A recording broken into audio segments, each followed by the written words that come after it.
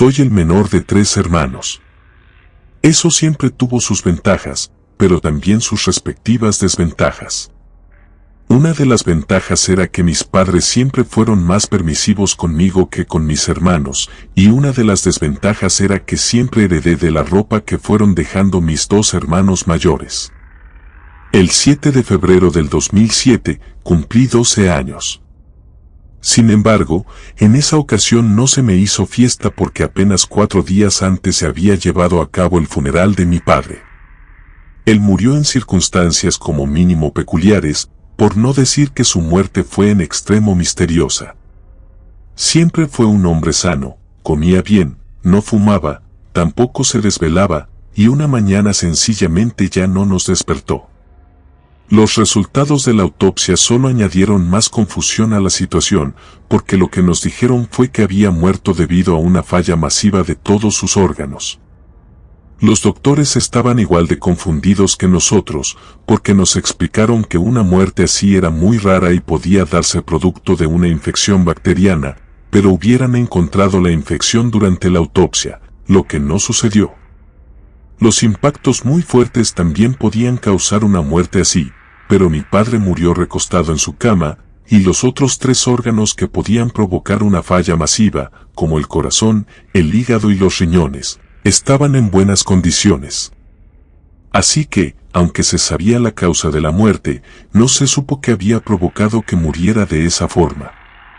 Eso provocó que más de un familiar empezara a esparcir el rumor de que posiblemente a mi padre lo habían matado con un fuerte trabajo de brujería.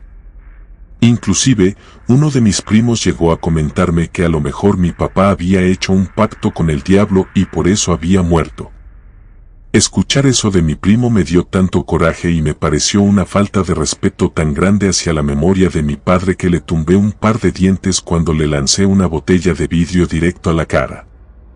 Luego, desde ese incidente con mi primo, en una ocasión que mis hermanos y yo habíamos ido a comprar un refresco a la tienda, por la comida, el mayor nos preguntó si habíamos escuchado lo que decían algunos familiares sobre la posibilidad de que alguien le hubiera hecho brujería a nuestro padre.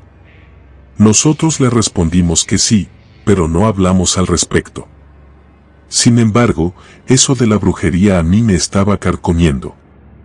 Desde el punto de vista racional, no tenía ningún sentido, pero como la ciencia no me dio respuestas, empecé a preguntar qué tan probable pudiera ser que en realidad le hubieran hecho un trabajo de brujería.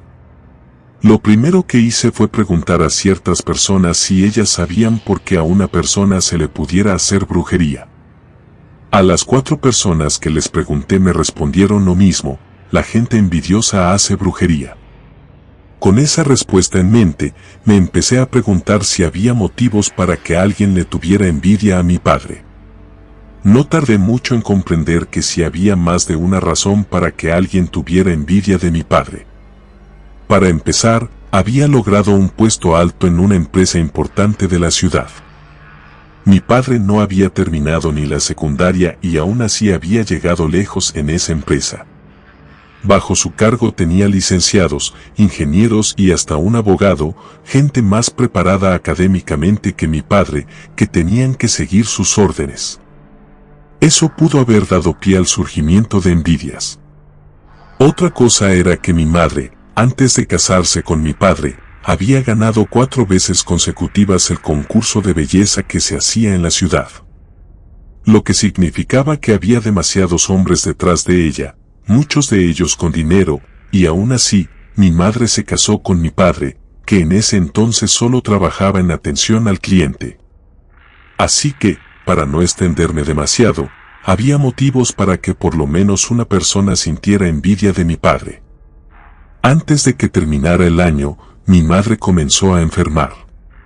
Mis hermanos y yo nos dimos cuenta cuando empezó a perder mucho peso, a pesar de que nunca dejó de comer.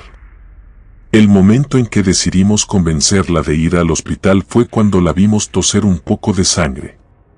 Fuimos al seguro, obviamente, y lo que el doctor nos dijo tras hacerle algunos chequeos era que mi madre parecía tener hemólisis idiopática, que, si bien debía tratarse, nos aseguró que no era nada realmente grave.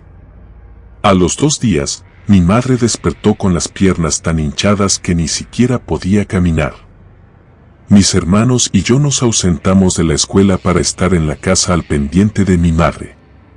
Teníamos que ayudarla para todo.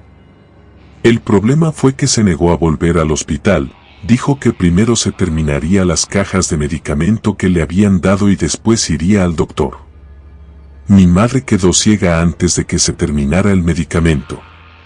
La volvimos a llevar al hospital en esa segunda ocasión, y lo que nos dijeron fue que tenía una condición cardiovascular avanzada, cosa que no tenía nada que ver con el primer diagnóstico que nos dieron. Mi madre ya no pudo volver a casa porque estando en el hospital comenzó a tener serias dificultades para respirar, así que tuvieron que internarla.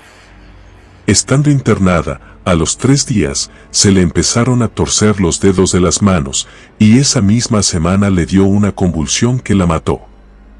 Fue así que, en cuestión de meses, nos quedamos huérfanos. Nada tenía sentido, todo era una porquería. Maldije a Dios y me decidí a buscar respuestas por mi propia cuenta. Una tía que era de dinero firmó como nuestra tutora, pero ella habló con nosotros para preguntarnos qué era lo que queríamos. Mis hermanos y yo estuvimos de acuerdo en que nos quedaríamos solos en nuestra casa y que nos pondríamos a trabajar. Mi hermano mayor se fue a trabajar a una bodega, el de en medio se fue a empacar el mandado en un supermercado, y yo me puse a juntar botes, latas, tapas, fierro, todo lo que se pudiera vender. Estando todo el día en la calle, tuve mucho tiempo para pensar. Entonces, volvió a mí la idea de que detrás de la tragedia de mi familia podía estar un trabajo de brujería. Solo que ahora las circunstancias habían cambiado, porque de haber sido una envidia hacia mi padre, mi mamá quedaba fuera de la ecuación. Quizás era envidia hacia nosotros, pero no tenía sentido. El mayor de mis hermanos apenas tenía 17 años. No habíamos vivido lo suficiente como para causar que alguien nos tuviera envidia. Así que la única opción que quedaba era que una persona le había tenido tanta envidia a mi madre que primero la hizo sufrir matando a mi padre y después la mató a ella. Suponiendo que mis deducciones fueran correctas, no había nada que yo pudiera hacer al respecto. Pasaron los meses hasta que, en una ocasión que estaba yendo al kilo a vender lo que había recolectado en la semana, en un poste de luz vi pegado un anuncio de una persona que ofrecía trabajos de brujería. Se me hacía tarde para llegar al kilo antes de que lo cerraran, así que me seguí de largo. De regreso, volví a pasar por ahí, arranqué la hoja de papel, fui a un teléfono público y llamé. Me contestó una mujer y me preguntó qué era lo que necesitaba. Le dije que quería hacer unas preguntas. La mujer me dio una dirección y fui hacia allá. Ella se sorprendió al verme llegar, pues era un niño. Fui directo al grano y le dije que quería saber si a mis padres les habían hecho un trabajo de brujería. La mujer me preguntó por qué yo creía en eso. Yo le dije que mis padres estaban muertos. Ella fue por unas cosas, las puso sobre la mesa y me hizo una especie de lectura o algo parecido. Después de eso, la mujer confirmó que sí, que una persona había matado a mis padres haciendo un trabajo muy fuerte de brujería. Se trataba de una fémina que conocía a mis 2 padres, pero no pudo decirme cuáles habían sido los motivos. Entonces, la mujer, con un tono muy serio, me comentó que ella podía hacer que el mal se devolviera a esa persona. Yo solo quería saber si iba a sufrir, pero ella no contestó nada. Iba a sacar el dinero para pagarle, pero me dijo que no me iba a cobrar, que se encargaría de esa persona gratis porque ella se había vuelto bruja precisamente porque una persona también había matado a sus padres. Le di las gracias, salí de ahí y me fui caminando hacia mi casa. Con cada paso que daba, el enojo que me presionaba la espalda fue desapareciendo, porque creía firmemente que al final había vengado la muerte tan injusta que sufrieron mis padres. Nunca supe la identidad de la persona responsable, por lo tanto, evidentemente no me enteré de qué forma murió. Confío plenamente en que tuvo una muerte horrible. Dicen que la venganza no es buena, pero a mí sí me hizo sentir mejor. Tiempo después me uní a una religión satánica.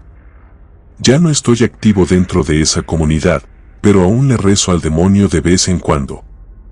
Tal vez muchos de los satánicos pasaron por una situación similar a la mía, en la que la vida te golpea de una forma tan injusta que comienzas a pensar que Dios es el malo y por eso terminas acercándote al diablo.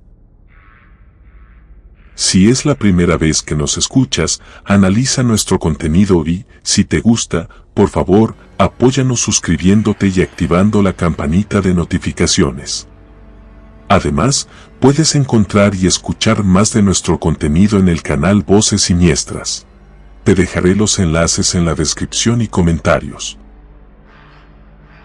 Si te gustan estos relatos, te invito a suscribirte a este canal, activa la campanita de notificaciones para que no te pierdas lo mejor de relatos de terror. Gracias por escucharnos y apoyar nuestro proyecto. Relato escrito y adaptado por Ramiro Contreras, para Rede.